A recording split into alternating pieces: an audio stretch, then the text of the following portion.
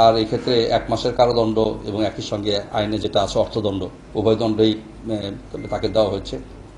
এবং নিশ্চিতভাবে যে তার পরিবার আজকে কষ্ট পাবে, তার আত্মীয়স্বজন কষ্ট পাবে, সে নিজে কষ্ট পাবে এই অপরাধটুকু করার কারণে। আমরা প্রত্যেকটা চ্যানেলের সাথে কথা বলেছি, মিডিয়ার সাথে কথা বলেছি, কিন্তু কেউ কিন্তু স্পেসিফিক্যালি বলতে পারছিল না যে কোন জায়গা থেকে এই ছবিটা তোলা হয়েছে। সময়টা যেহেতু নির্দিষ্ট করা না, একদিনে 2 বেলা 3 বেলা, দুপুরের বেলা না রাতের বেলা, বিকেল বেলা, সেটা বোঝা যাচ্ছে না। ফলে আমাদের মধ্যে বেশ পাগলের মতো হয়ে গেছে, যেহেতু হয়েছিল। সর্বশেষ যেটা হয়েছে সেটা হচ্ছে যে নাম্বার 3টা হচ্ছে আপনার ঢেকে রাখা ছিল। উনি ওনার যে নাম্বার প্লেট, সেই নাম্বার প্লেটের পিছনের 3টা ডিজিট উনি ঢেকে রেখে তারপর পথে চলাচল করছিলেন। তো এই সংবাদটা আমরা সামাজিক যোগাযোগ মাধ্যম থেকে জানতে পারি। এটা 21 টেলিভিশন থেকে আমাদের কাছে এসছে, আমি দেখেছি প্রথমে। তারপর 71 টেলিভিশন এবং চ্যানেল 24 এটিকে প্রচার করেছে। আরও হয়তো কিছু গণমাধ্যমে এসছে। তো থাকার পরে সঙ্গত কারণেই আমাদের কাছে একটা প্রশ্ন জাগলো যে এই জাতীয় অপরাধ অথবা যদি এই জাতীয় প্রতারণার কার্যক্রম যদি চালু হয়, তাহলে দেখা যাবে যে এটা আসলে ধীরে ধীরে অনেক লোক হয়তো এটাতে অভ্যস্ত হয়ে পড়তে পারে। তো এরপরে আমরা এটি নিয়ে আলোচনা করি এবং ওই প্রতিবেদনটা যথেষ্ট পরিমাণ বিভিন্ন গণমাধ্যমে প্রচারিত হওয়ার পরে আমরা আসলে এটা নিয়ে কাজ শুরু করি। এবং কাজ শুরু করার পরে আমাদেরকে প্রচুর কষ্ট করতে হয়েছে এই বিষয়টা ফাইন্ড আউট করতে। কারণ দেখবেন যে ছবিটা এসছে, সে ছবিতে কিন্তু আমাদের কোনো চেহারা আমরা তখন পাইনি। আমরা পরবর্তীতে যেহেতু রিপোর্টে পাইনি, কিন্তু আমাদের তো ঢাকা শহরের প্রচুর জায়গায় আমাদের সিসিটিভি ফুটেজ আছে। তো এগুলো নিয়ে অ্যানালাইসিস করা, সেই মোটরসাইকেল, একই ধরনের মোটরসাইকেল থাকে, নাম্বার প্লেটগুলো মিলানো। তো এটি নিয়ে অনেক বড় একটি কাজ করার পরে আমরা গতকাল আমরা সক্ষম হয়েছি যে কাজটা করেছে তাকে ধরার ক্ষেত্রে। তার নাম হচ্ছে লাবলু হক, বয়স 38, তার পিতা হচ্ছে আব্দুল হক, মাতা হচ্ছে আনোয়ারা বেগম, এবং সে লালবাগের একজন অধিবাসী। আমরা তথ্যগুলো আপনাদেরকে বিস্তারিত দিয়ে দিব। তো আমাদের ক্ষেত্রে আজকে আপনাদেরকে জানানোর প্রধান উদ্দেশ্য, যে কারণে আমরা কাজটা করেছি, সেটা হচ্ছে যে দেখেন, আমরা ট্রাফিককে একটা শৃঙ্খলা ফিরিয়ে আনার জন্য সবাই কাজ করছি। এবং আমি নগরবাসীর প্রতি অত্যন্ত কৃতজ্ঞ এবং আন্তরিকভাবে ধন্যবাদ জানাচ্ছি যে এত স্বল্প সময়ে এই নগরে চলাচলকারী যারা রয়েছেন, যারা সড়ক ব্যবহার করেন, তারা ভীষণভাবে আমাদেরকে সহায়তা করছেন। আমরা ভেবে নিয়েছিলাম যে হয়তো আমাদের মাস 6 লাগবে যে এই অভ্যস্ততায় চলে আসতে, কিন্তু আমরা আশ্চর্য হিসাবে দেখেছি যে এটি জাস্ট 15 দিনের মধ্যেই আমরা একটা খুব বড় ধরনের একটা পরিবর্তন আমরা দেখতে পেয়েছি। আজকে যে লোকটাকে আমরা আমাদের স্পেশাল ম্যাজিস্ট্রেট আদালতে পাঠিয়েছি, আমরা ইতিমধ্যে শুনতে পাচ্ছি যে, আমি এখনো কাগজটা পাইনি, পেলে আপনারাও পাবেন, যে তার এই ক্ষেত্রে 1 মাসের কারাদণ্ড এবং একই সঙ্গে আইনে যেটা আছে অর্থদণ্ড, উভয় দণ্ডই তাকে দেওয়া হয়েছে। তো এক্ষেত্রে আমাদের মেসেজটা খুব স্পষ্ট এবং আমরা খুব বিনয়ের সঙ্গে নগরবাসীকে বলতে চাই যে দয়া করে আমাদেরকে সহায়তা করুন। আপনাদের যদি সহায়তা আমরা না পাই, তাহলে আমাদের একার পক্ষে এটি করা আসলে কোনো সম্ভব না। আর যে ব্যক্তিটি করেছে, আমরা ইচ্ছা করলে নিয়ে আসতে পারতাম, আপনাদের সামনে হাজির করতে পারতাম, এটিও আসলে আমরা চাই না। কেন চাই না? যে কোনো বিচারের সঙ্গে আমার কাছে মনে হয় যে মানবিকতার একটা সম্পর্ক থাকা উচিত, এবং নিশ্চিতভাবে যে তার পরিবার আজকে কষ্ট পাবে, তার আত্মীয়স্বজন কষ্ট পাবে, সে নিজে কষ্ট পাবে এই অপরাধটুকু করার কারণে। তো আমরা সবার কাছে একটা মেসেজ দিতে চাই যে মামলার সংখ্যা বাড়ানো, কাউকে বিচারের গোড়ায় দাঁড় করানো, কাউকে সাজা দেওয়া, এটি কিন্তু আমাদের কোনো উদ্দেশ্য না। আমাদের প্রধান উদ্দেশ্য হচ্ছে যে সবাইকে সচেতন করা, যে আমরা নিজ থেকে যেন আইনটা আমরা মানার চেষ্টা করি। তারপরও যে ব্যত্যয় হয় না তা না, ব্যত্যয় তো হয়, এবং ব্যত্যয় যেখানে হবে সেখানে কিন্তু আইনের প্রয়োগ অত্যন্ত কঠোরভাবে আমরা এই জিনিসটা দেখব।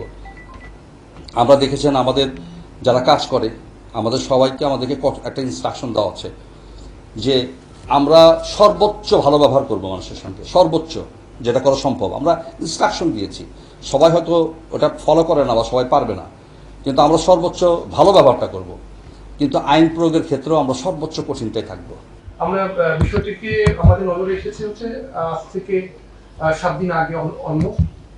তখন তো ঈদের ছুটির মধ্যে আমাদের এই জিনিসটা আমাদের সামনে আসে এবং স্যারের প্রথম যে কথাটা ছিল সেটা হচ্ছে যে পুলিশের যে সক্ষমতার যে জায়গাটা, এই জিনিসটাকে আমাদের ইস্টাবলিশ করতে হবে। আদারওয়াইজ আমরা যে নতুন যে প্রযুক্তির যে মাধ্যমে এই রাস্তায় যে শৃঙ্খলা ফেরানোর যে চেষ্টা করা হচ্ছে এআই এর মাধ্যমে, তাহলে দেখা যাবে যে অনেকেই এই কাজটি করতে উৎসাহিত হবেন, অনেকে এই ধরনের কার্যকলাপ করে রাস্তায় একটা বিশৃঙ্খল অবস্থা তৈরি করে ফেলবে এবং হচ্ছে এই জন্য আমাদের হচ্ছে পুলিশের যে সক্ষমতা আছে এটাকে প্রতিষ্ঠা করতে হবে।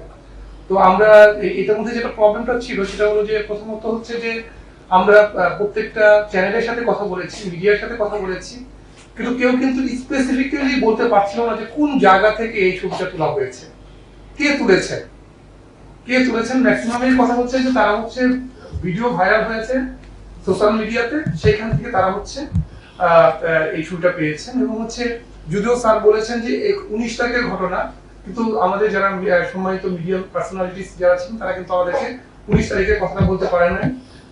ফলে আমাদের যেটা হয়েছে সেটা হলো যে পুরো জায়গাটাতে আমরা কিন্তু সিসি ফুটেজের যে সহায়তা যেটা নেওয়ার কথা সেটা কিন্তু নিতে পারিনি।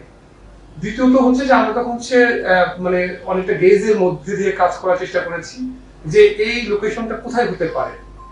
আমরা পরবর্তীতে দেখতে পেয়েছি যে এটা হচ্ছে আমাদের এই 7 রাস্তা মোড়ের যে সাথে যে বিজি প্লেসের সাথে যে রাস্তার যে আমরা অনেকগুলো ছবি তুলে তারপর হচ্ছে মানে কম্পারেটিভ অ্যানালাইসিস করে বুঝতে পারলাম যে এই ছবিটা বা এই মোটরসাইকেলটা বেসিক্যালি এই ফুটপাতের কাছ দিয়ে গিয়েছে বিধায় এইখানে হয়তোবা ছবিটা তোলা হয়েছে। তো এরপর হচ্ছে যে সময়টা কতদিনের হতে পারে, সময়টা যেহেতু নির্দিষ্ট করা না, একদিনে 2 বেলা 3 বেলা, দুপুরের বেলা না রাতের বেলা বিকেল বেলা, সেটা বোঝা যাচ্ছে না। ফলে আমাদের মধ্যে বেশ পাগলের মতো হয়ে গেছে যেটা হয়েছিল। সর্বশেষ যেটা হয়েছে সেটা হচ্ছে যে নাম্বার 3টা হচ্ছে আপনার ঢেকে রাখা ছিল, একটা নাম্বার খোলা। ফলে আমাদের 000 থেকে 999 পর্যন্ত কাজ করতে হয়েছে, অর্থাৎ অলমোস্ট একটা মোটরসাইকেলকে চিহ্নিত করতে গিয়ে আমাদেরকে 999টি মোটরসাইকেলকে লক করতে হয়েছে। এর মধ্যে আমরা কিছু পারমুটেশন কম্বিনেশনের মাধ্যমে যে কালারটা চেঞ্জ করেছি, যে কালারটা যদি ব্ল্যাক আমরা ব্ল্যাকটাই ধরেছি। তারপরে হচ্ছে যেটা হতে পারে যে এটা মানে পালসার হতে পারে না হাঙ্ক হতে পারে, এরকম একটা আইডিয়া করে কিছু কিছু কমানোর চেষ্টা করেছি। তারপরে যেটা করা হয়েছে যে কিছু কিছু গাড়ি ঢাকাতে নাই, ঢাকার বাইরে চলে গেছে, তাদেরকে আমরা বের করার চেষ্টা করেছি। কিছু কিছু মানে মোটরসাইকেল সত্যিকার অর্থে ঢাকাতেই চলেছে কিনা সেই ব্যাপারে তাদের সিরিয়াল অ্যানালাইসিস গুলো করা হয়েছে।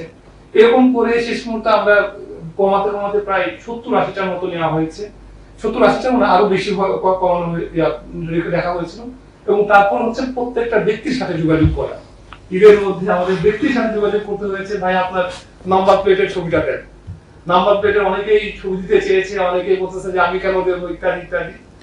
এবং এমনও হয়েছে যে আমাদেরকে ট্রাফিক সার্জনদেরকে নিয়ে ওই বাসায় গিয়ে ছবিটা তুলে তারপর হচ্ছে দেখতে হয়েছে, একেবারে ম্যানুয়াল কাজ। তারপরে দেখা গেছে যে ওই ভদ্রলোক সে তার নাম্বার প্লেটের সাথে নাম্বার প্লেটের ডিজাইনের সাথে যখন মিলেছে এবং তার সাথে যে তার গতিবিধি যেটা আছে আমরা সেটাকেও পর্যালোচনা করেছি। তিনি বেসিক্যালি কাজই করে হচ্ছে আমাদের তেজগাঁ এলাকাতে এবং এইখান থেকেই হয়তো তিনি গিয়েছেন তার জরুরি কাজে।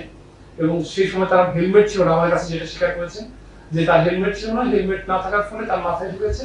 তো রাস্তায় ঢুকলেই এআই এর মাধ্যমে দ্রুত হচ্ছে মামলাটা চলে যায় বা এরকম একটা ব্যবস্থা করেছে সরকার। সেহেতু সে হচ্ছে তার এক বন্ধুর প্ররোচনা বা তিনি নিজে সেটা হচ্ছে 3টা ডিজিট আটকে দিয়ে তারপর হচ্ছে রাস্তাটা এই পরিভ্রমণ করেছেন। তিনি হয়তো বা ম্যাজিস্ট্রেট মহোদয়ের কাছে তার দোষ স্বীকার করেছেন এবং সেক্ষেত্রে তার যে সাজা যেটা দেওয়া আছে সেটা হচ্ছে দেওয়া হয়েছে। আমরা শুধুমাত্র একটা জিনিস করার চেষ্টা করেছি যে সেটা হচ্ছে ডিএমপির যে সক্ষমতা যে জায়গাটা, যে একেবারেই কেউ যদি ট্রাফিক আইন ভায়োলেশন করতে চায় এই প্রক্রিয়ার মাধ্যমে, তাহলে হয়তো বা আমাদেরও কাজ করার সুযোগ আছে, আমরাও হয়তো বা তাদেরকে বের করে নিয়ে আসা, যদিও অনেক কষ্ট হয়ে যায়, বের করতে পারবো। বাট আমার কাছে মনে হচ্ছে যে জনসাধারণের হচ্ছে সহায়তাটা আরেকটু বেশি লাগবে। কারণ এআই বলেন বা যাই বলেন না কেন, প্রযুক্তির সাথে যদি মানুষের সহযোগিতা না থাকে তাহলে কিন্তু কখনোই আমাদের মতো ছোট্ট দেশে এবং ছোট্ট পুলিশের সক্ষমতার মধ্যে কিন্তু রাস্তার যে ট্রাফিকের মতো একটা জটিল কাজ, এটা কিন্তু পুরোপুরি শেষ করা সম্ভব নয়।